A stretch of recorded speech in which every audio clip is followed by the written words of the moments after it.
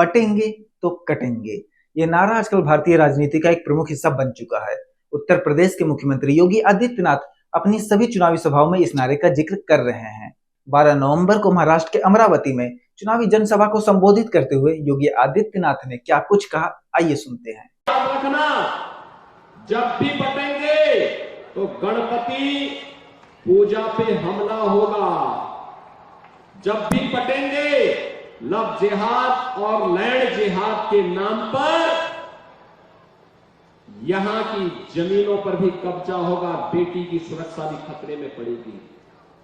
जब भी बटे होंगे तो ये गुंडे कालनेमी बन करके अलग अलग रूपों में जाकर के गुमराह करने का प्रयास करेंगे।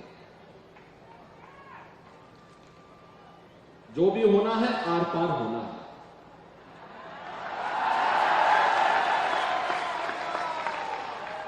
हां भी और ना भी नहीं, या तो हां होगा या ना होगा। ये नारा सोशल मीडिया और राजनीतिक गलियारों में काफी सुर्खियां बटोर रहा है, लेकिन बटेंगे तो कटेंगे इस नारे ने भारतीय जनता पार्टी को ही बांट कर रख दिया है। सबसे पहले महायुति गठबंधन के अहम सहयोगी अजित पवार ने इस नारे से किनारा किया। उनके बाद मुख्यमंत्री एकनाथ शिंदे ने भी इस नारे से अपनी दूरी बना ली है। अब भाजपा नेता अशोक चौहान और पंकजा मुंडे ने भी इस नारे से खुद को अलग कर लिया है।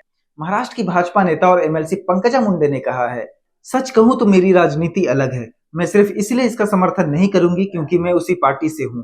मेरा मानना है कि हमें सिर्फ विकास पर काम करना चाहिए। एक नेता का काम इस धरती पर रहने वाले हर व्यक्ति को अपना बनाना है, इसलिए हमें ऐसे नारों की जरूरत नहीं है। भाजपा नेता अशोक चौहान ने भी इस मुद्दे पर पार्टी से अलग रुख अपनाया है। उन्होंने कहा, इस नारे का कोई मतलब नहीं है। नारे चुनाव के समय दिए जाते हैं। ये विशेष नारा अच्छा नहीं है और मुझे नहीं लगता कि लोग इसे पसंद करेंगे।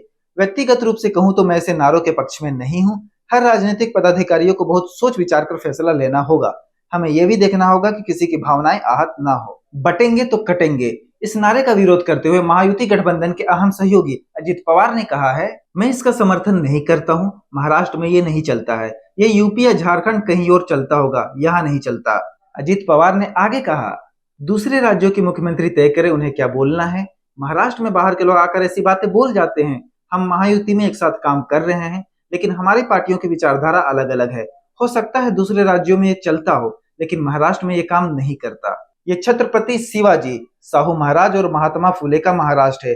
यहाँ के लोग इस तरह की टिप्पणी पसंद नहीं करते। यहाँ के लोगों ने हमेशा सांप्रदायिक सद्भाव बनाए रखने का प्रयास किया है। आप महाराष्ट्र की तुलना अन्य राज्यों से नहीं कर सकते। इसके अतिरिक्त महाराष्ट्र के बीड में एक चुनावी जनसभा को संबोधित करते हुए अजित पवार ने कहा कि वो मुसलमानों की भावनाओं को ठेस नहीं पहुंचने देंगे। उन्होंने अपने पार्टी के 10% सीट मुसलमानों को दी है। इसके अलावा जेडीयू और आरएलडी ने भी इस नारे से दूरी बना ली है। बटेंगे तो कटेंगे इस नारे पर पहले गठबंधन के सहयोगियों ने अलग रुख अपनाया, अब भाजपा के नेता ही इस पर बट चुके हैं। तो ये रही बटेंगे तो कटेंगे पर राजनीति की कहानी। आपको क्या लगता है, ये नारा हिट है या फ्लॉप है? अपनी राय कमेंट बॉक्स में जरूर दीजिएगा। लेटेस्ट खबरों के लिए बने रहिए वयम भारत के साथ। धन्यवाद।